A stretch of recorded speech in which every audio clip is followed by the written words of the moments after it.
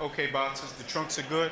We went over the instructions earlier. As a reminder, obey my commands at all times. Protect yourself at all times. Good luck. Touch them up. Like all of the others who have had hundreds of fights in Cuban uniforms in amateur boxing, Barrera lived on La Finca for several years. In both of his last two fights, Roy Jones, against Felix. Aware of the fact that Bivol is a quick starter because Bivol has quick hands. So I think he came out with the plan of not getting hit or caught with a big shot early in this fight against Bivol. Than Sullivan Barrera. Barrera told us yesterday that he knows he has to be very careful in the first round, and then he feels he can get down to work after he gets out of that. Just about every round they're going to fight.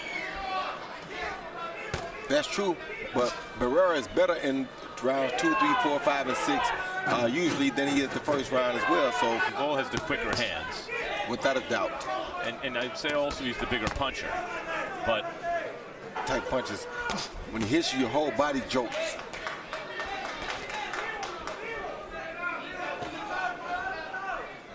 Populated light heavyweight division.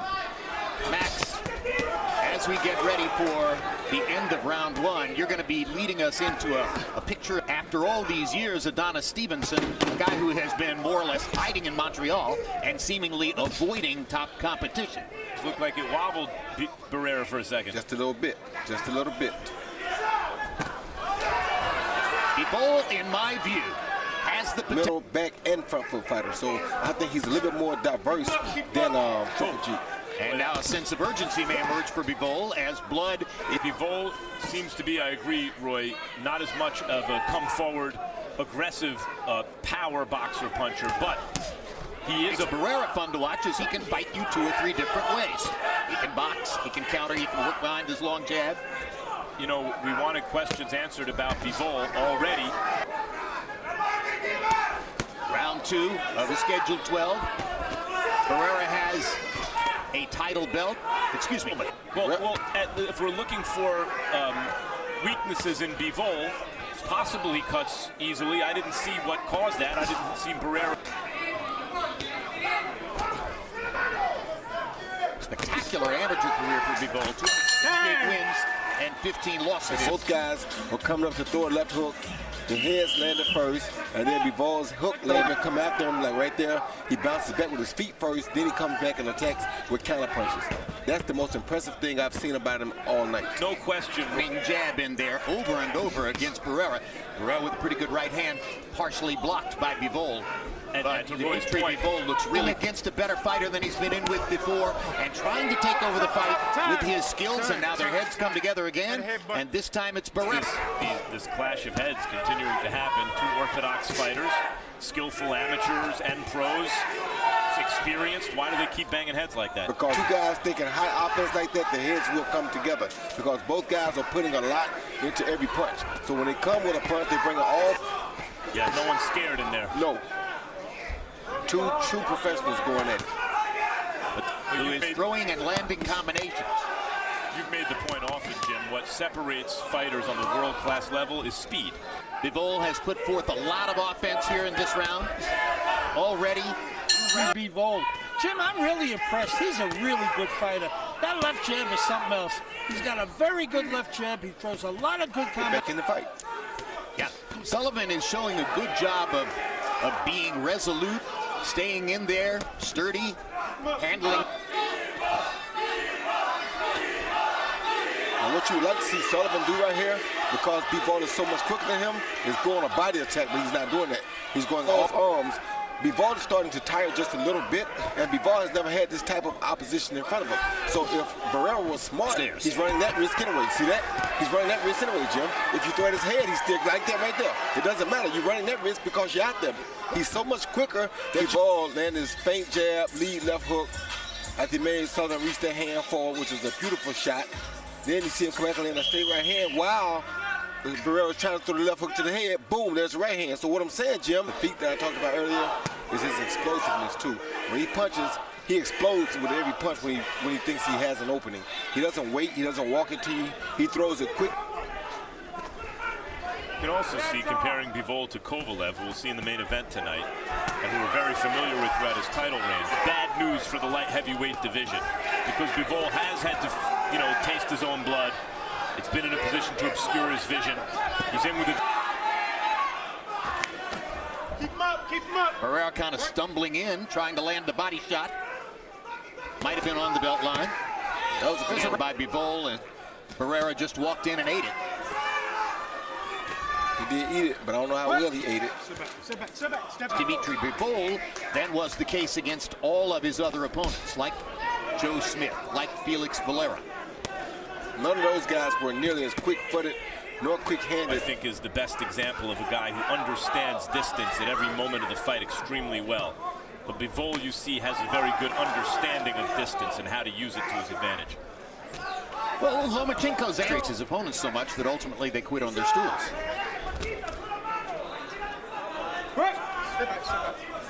Where Bivol sometimes waits a little bit too long in the pocket after he throws a combination. When it looks like the exchange is over, Barrera gives him something to think about on the way out. Bivol has lost that, but I started to say the right hand was pretty good. Now there, Barrera throws his right hand in return. that's why Bivol lands the straight right again. That's why to the head right here. Great left hook right there on that cut, and that's one of the few So far, Harold. Okay, Jim, I got it 6-0. 60-54, Dmitry Bivol. Jimmy's out punching him by a mile. 6-0, Dmitry Bivol. So Roy Jones at not out of reach yet because we're just in the 6th round, and it's a 12-round. Well, we're in the 7th round, 12-round fight. So if he starts now, he can at least get a draw in it. But the best way for him to construct a knockout is to go. And if he hits you with a compact punch like that, he's going to cause some issues. Like that right hand right there. occasionally knocking Barrera back. There's another right hand for Bivol. And right now we're looking at how bad does Barrera want it. Because if he wants it bad enough, he has a chance here. But if he doesn't want it bad, Still going forward, trying to get into position. Left hook lands for Bivol. and then the feet got him out of position to be countered. Knows he was in a real fight. No, they've all been walkovers by and large. And that's why I said that right now he can tell us how bad he really wants it, because he still can win it if he wants. We've never seen him. That was a good try for a good right hand to the Hard right hand to the body by Dmitry Bivol. Good try to counter the right over the top of the jab over the top by Bivol earlier. He missed some, man. Yes, I would. It looks like it was caused by a headbutt.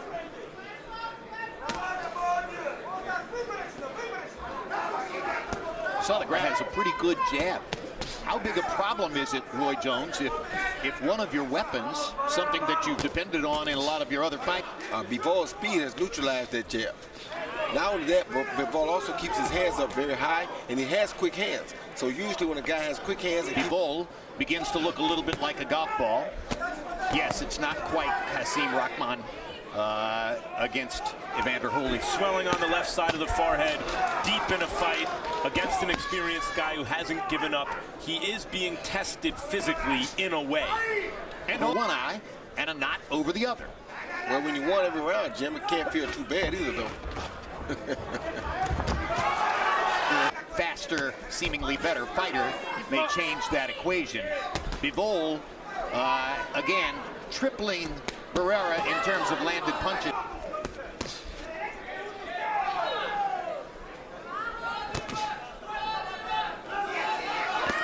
Bivol earlier in the round. Time in the fight that I think I've sensed that Bivol is trying to get a little bit of rest in a round. He has slowed his own pace just a little bit here and isn't initiating. Barrera landed a good right hand right there. To which Bivol had to react. Oh, And now he comes back with a hard right hand of his own. Throws it again. Throws it again. Left hook lands for Bivol. oh, headbutt again. Headbutt again. They were in a fight last night. Good jab by Bivol. By the way, even if you're thinking, well, yeah, but Barrera's done his damage with his head. Barrera's, ring savvy has kept him, upright in this fight. And to the combinations, 9-0, Dmitry Bivol. So far, Bivol has answered questions, the questions that The speed, the quickness, the punching power, seemingly with both hands, are going to be a problem for just about anybody in the division when he goes back into the gym. What do he Strong and staying sharp as he was in round 1, in round 8 through 12. Right now, as you see, in round 6, 7, and 8, he slowed that I would go home and work on. Because withstanding the damage from the butts and getting through it and continuing to perform, handle that, that's not something that you've never seen before. So yes, that does add confidence. I think, Roy, you're right about staying as sharp. He's boxing well, a little less dangerous with the shots. Yes. Well, I wonder if that was a conscious realization on his part. Doesn't seem unlikely. Knockouts at times when I didn't think he really even had to. So I think he's still been going for the knockout. That may be the reason why he's not focusing all that much to the body. He hasn't had to, and with the headbutts taking place too, Jim, it's not smart for him to stick his head in that much more because he's gotten 3. Pretty very likely that you're going to catch a 4th headbutt. So maybe body shots are for another night. Yes, exactly. You win the fight very big with headshots on purpose. I just think that's kind of who Barrera is. And when he punches right there, he brings his head with his punches anyway. So He does, and that was a good right hand he landed. Long amateur career in Russia. 268 wins and 15 losses as an amateur. Very focused on becoming a professional star in the United States. You walk out of the room and there's no question what he thinks. He thinks he's a star. Yeah, and he has a charming personality, and he shows humility, but you know he's confident. And